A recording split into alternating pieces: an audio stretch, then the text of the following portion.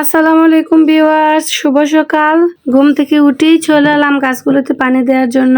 খুব বেশি না, অল্প কয়টা গাছ আছে এখানে, তো আমি ঘুম থেকে উঠে এগুলোতে প্রথমে পানি দিয়ে দিলাম। আপনাদের মাঝে আরো একটি ভিডিও নিয়ে এলাম। আজ আমি সারাদিন কি কি করলাম সেগুলো আপনাদের সাথে শেয়ার করব। তো আমি গাছে পানি দেওয়া শেষে আমাদের ছোট্ট উঠোন বাড়িটা পরিষ্কার করে নিলাম। আঙ্গিনা পরিষ্কার থাকলে বাসা বাড়ি দেখতে অনেক ভালো লাগে।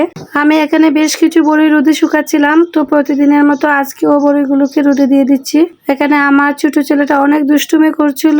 বাচ্চারা দুষ্টুমি করবে, এটাই স্বাভাবিক। আমার পাশের পু আমাকে বড়িগুলো রোদে দিতে সাহায্য করছিলেন। তো এগুলো সবগুলো আমাদের গাছের বড়ই, এগুলোকে শুকিয়ে রাখছি, পরবর্তীতে আচার বানাবো। এই প্রফেশনাল নাস্তা খেয়ে পড়তে বসেছে। ও পড়তে বসলে অনেক দুষ্টুমি করে।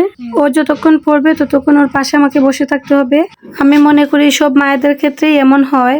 আমার দুই ছেলের জন্য সবাই দোয়া করবেন, মহান আল্লাহ পাক যেন ওদের সুস্থতা ও নেক হায়াত দান করেন। পড়াশোনা শেষ করি, এবার ওর বাবা একটু তরমুজ নিয়ে এসেছেন। আমার ছেলে তরমুজ খুব পছন্দ করে, তাই ওকে একটু কেটে দিচ্ছিলাম।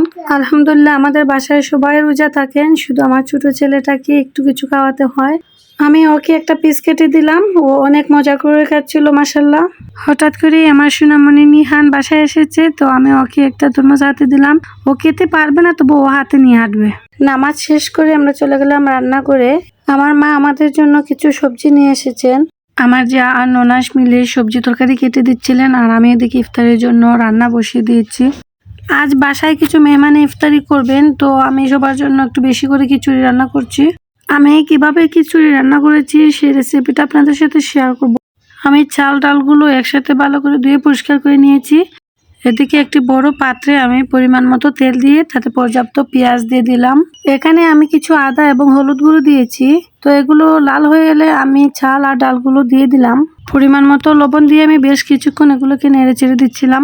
তারপর দিয়ে দিলাম পরিমাণ মতো পানি। ঢাকনা দিয়ে ঢেকে এটাকে আমি 10 থেকে 15 মিনিট রান্না করব। আর এদিকে অন্য চুলায় আমি সবজিগুলোকে প্রথমে সিদ্ধ করে নিচ্ছিলাম। আমি সময় বাঁচানোর জন্য 2 চুলাতেই কাজ করছিলাম। রান্না করে আমরা খুব বেশি সময় নিয়ে আসতে পারি না, যেহেতু আমাদের বাসায় কাজ হচ্ছে। এবার আমার সবজিগুলো অনেকটাই সিদ্ধ হয়ে আসছে, আমি এগুলোকে এবার খিচুড়ির মধ্যে ঢেলে দেব। আমি সবজিগুলো খিচুড়ির মধ্যে ঢেলে দিয়েছি। এবার এগুলোকে আমি ভালো করে মিশিয়ে অল্প আছে আরো 5 থেকে 7 মিনিট রান্না করব। এই তো মাশাআল্লাহ আমার কিছুটা হয়ে গেছে। এদিকে আমি ছোলাটাও রান্না করে নিচ্ছি। ইফতারিতে ছোলা আইটেমটা সবার অনেক পছন্দের খাবার।